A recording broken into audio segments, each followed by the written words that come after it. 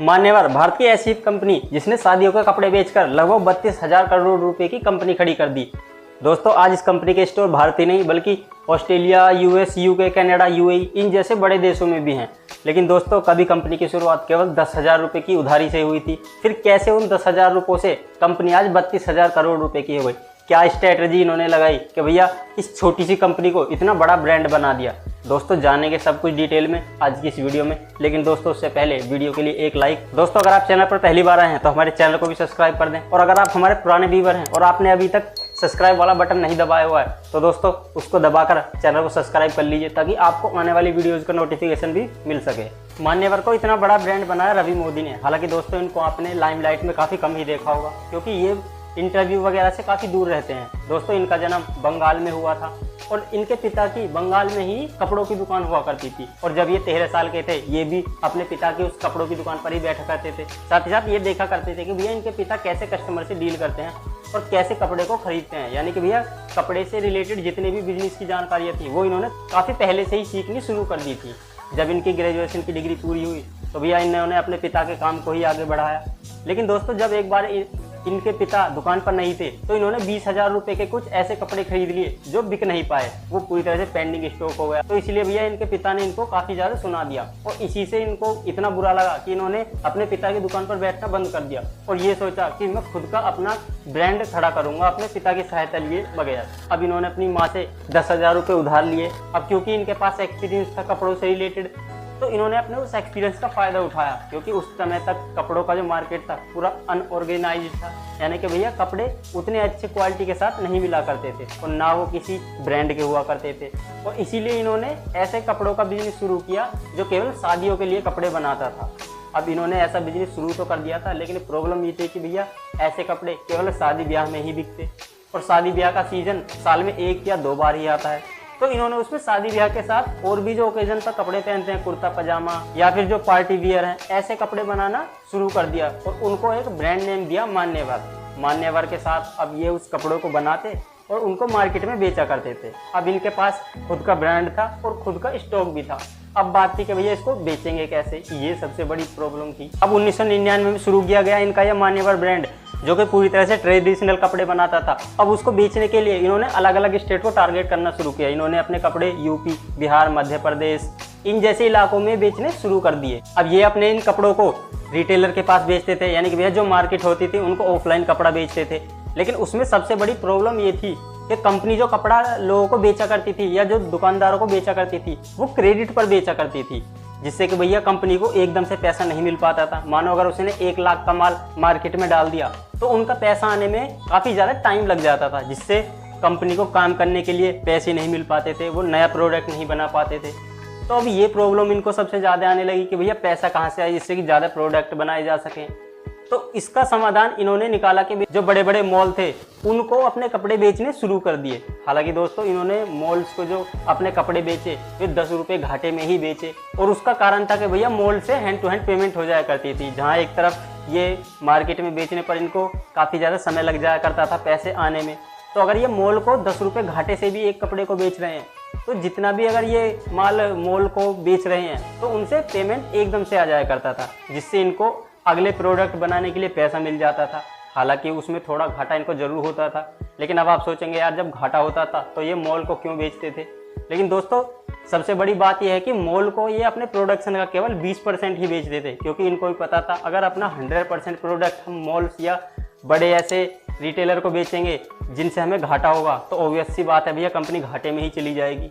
तो इसीलिए अपने टोटल प्रोडक्शन का केवल 20% ही ये ऐसे बड़े मॉल्स को बेचा करते थे जहां से इंस्टेंट पेमेंट आ जाए। हालांकि थोड़ा घाटा हो वो सब चलेगा लेकिन अगले प्रोडक्ट बनाने के लिए वहां से पैसा आता रहेगा और बाकी का जो 70-80% माल था वो वापस ऐसे बाजारों में या मार्केट में ही बेचते थे जहां से कुछ दिनों के बाद पेमेंट आएगी लेकिन वो प्रॉफिट के साथ आएगी। तो उससे इनका डबल फायदा ये हुआ कि भैया कपड़े जो इनको बेचने थे वो इंस्टेंट भी बिक जाते थे और साथ ही साथ अगले प्रोडक्ट बनाने के लिए इनको पैसा भी मिल जाता था। अब इससे कंपनी को काफ़ी ज़्यादा फायदा हुआ क्योंकि कंपनी उस वक्त तक पहली ऐसी कंपनी थी जो ट्रेडिशनल कपड़े बनाकर बेच रही थी, वो भी ब्रांड नेम के साथ। तो इससे कंपनी को काफ़ी ज़्यादा फायदा हुआ और 1999 में बनी ये कंपनी 2003 के आने तक केवल 3 से 4 सालों में ही कंपनी ने 20 से 25 करोड़ का कारोबार कर भी लिया। अब मान्यवर और रवि मोदी के लिए सब कुछ ठीक ठाक चल रहा था, बिजनेस अच्छी खासी ग्रोथ कर रहा था। लेकिन तभी रवि मोदी के पिता की तबीयत अचानक खराब हो गई और उनको 6 महीने तक अस्पताल में रहना पड़ा अपने पिता के साथ। तो वो इस टाइम पीरियड में 6 महीने तक अपने कारोबार से पूरी तरह से अलग हट गए। हालांकि उनकी अच्छी खासी टीम थी जो बैक एंड से उनका सारे काम कर रही थी। तो यहाँ से उनको लगा कि यार जब मेरे बिना भी मेरी टीम काम करके अच्छा खासा प्रॉफिट जनरेट कर सकती है, तो फिर मैं यार क्यों ना एक अलग स्ट्रेटजी पर काम करूं। अब क्योंकि इस दौर में 2007-8 के दौर में और भी काफ़ी सारी कंपटीटर कंपनियां आ चुकी थी जो इस फील्ड में अच्छे अच्छे प्रोडक्ट लोगों को बेच रही थी। और इन्होंने कस्टमर से कनेक्ट होने के लिए, उनकी नीड्स को पहचानने के लिए, उनको कैसे कपड़े चाहिए, ये सब चीज़ें मैनेज करने के लिए अपने खुद के स्टोर खोलने शुरू कर दिए। क्योंकि खुद के स्टोर खोलने से इनको फ़ायदा ये हुआ कि जो कस्टमर इनके स्टोर में आते थे ये उनके फीडबैक भी लेकर उन पर काम करते थे। यानी कि भैया कोई कस्टमर आया, अगर उसको किसी कपड़े की क्वालिटी पसंद नहीं है तो वो क्वालिटी को लेकर उससे डेटा कलेक्ट करते थे कि भैया तुमको कैसी क्वालिटी चाहिए, कितने तक के बजट में चाहिए। तो सारी जो डेटा था उसका एनालिसिस करके फिर ये नए नए प्रोडक्ट बनाते थे कस्टमर की ज़रूरत के हिसाब से, जिससे इनको फ़ायदा ये हुआ कि जो नए कस्टमर इनके स्टोर में आते थे अब उनको उनके मन मुताबिक कपड़े मिलने लगे थे और सेल्स काफ़ी तेज़ी से भी बढ़ी। अब इन्होंने अलग अलग स्टेट में अपने मान्यवर के स्टोर खोलने शुरू कर दिए। और शुरुआत में इन्होंने जो स्टोर खोले वो खोले CO के मॉडल पर, यानी कि भैया कंपनी ओनर कंपनी ऑपरेशन। यानी कि भैया जो स्टोर रहेगा वो कंपनी का ही रहेगा और उसको जो चलाएगा वो भी कंपनी से जुड़े लोग ही चलाएंगे। तो शुरुआत में इन्होंने इस मॉडल पर अपने स्टोर खोलने शुरू कर दिए। लेकिन उससे प्रॉब्लम ये थी कि भैया उससे लिमिटेड स्टोर ही ये खोल सकते थे। हर जगह पर जाकर वहाँ पर अपना स्टाफ हायर करना और सब चीज़ें एकदम से वहाँ अरेंज करनी, वो काफ़ी कॉस्टली होता था कंपनी के लिए।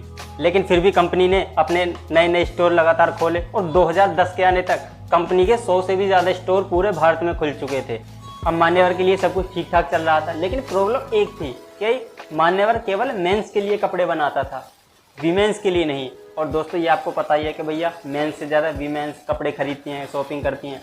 तो इसीलिए मान्यवर ने वीमेंस को टारगेट करते हुए अपना एक अलग ब्रांड मोहे मार्केट में लॉन्च कर दिया, जो स्पेशली वीमेंस के कपड़ों के लिए था। कि भैया लेडीज किसी भी तरह के ट्रेडिशनल वियर, शादी वियर, पार्टी वियर, सभी तरह के कपड़े उस स्टोर में लेडीज़ों के लिए अवेलेबल थे।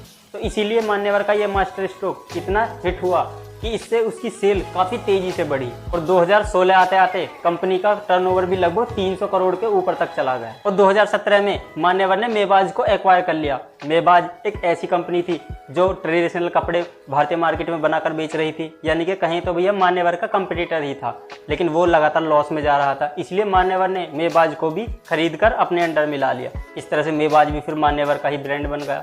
हालांकि कंपनी ने अपनी मार्केटिंग पर भी काफ़ी अच्छा खासा पैसा खर्च किया। इन्होंने अपनी मार्केटिंग करने के लिए विराट कोहली को अपना ब्रांड एम्बेसडर बनाया और उनसे कंपनी के कपड़े के ऐड शूट करवाए, जिससे कि भैया उनको सोशल मीडिया पर, टीवी पर, हर जगह इन्होंने एडवर्टाइज करना शुरू किया, जिससे भैया मान्यवर को एक अलग पहचान मिली और ये ब्रांड पूरे देश में मोस्ट पॉपुलर ब्रांडों में से एक बन गया। और इन्होंने बॉलीवुड स्टार्स को भी लेकर काफ़ी सारे ऐड कैंपेन चलाए। हालांकि उनको मार्केटिंग में अच्छी खासी कॉस्ट भी इनको पे करनी पड़ी, लेकिन उस कॉस्ट को पे करने के साथ ही इनको फ़ायदा ये हुआ कि इनकी ब्रांडिंग पूरे भारत में काफ़ी तेज़ी से बढ़ी और इनके प्रोडक्ट की सेल भी काफ़ी तेज़ी से हुई, जिससे कंपनी को ओवरऑल काफ़ी ज़्यादा फ़ायदा हुआ। और इनकी सेल बढ़ने का एक बड़ा कारण था कि भैया जहाँ पहले ये CO मॉडल पर काम कर रहे थे, यानी कि भैया कंपनी ओनर कंपनी ऑपरेशन, यानी कि भैया खुद का स्टोर और खुद ही हम उसको ऑपरेट करेंगे। लेकिन फिर इन्होंने अपनी स्ट्रेटजी को चेंज किया, फिर इन्होंने फ्रेंचाइजी मॉडल लागू किया। यानी कि भैया कोई भी अगर बंदे को कपड़ों की दुकान खोलनी है तो वो मान्यवर के साथ टाई अप करके अपना खुद का स्टोर खोल सकता है, वो भी मान्यवर के कपड़ों और उसकी ब्रांडिंग के साथ। जिससे कि भैया मान्यवर को फ़ायदा ये हुआ कि उनको एडिशनल कॉस्ट नहीं लगानी पड़ी अपने नए नए स्टोर हर स्टेट में खोलने के लिए।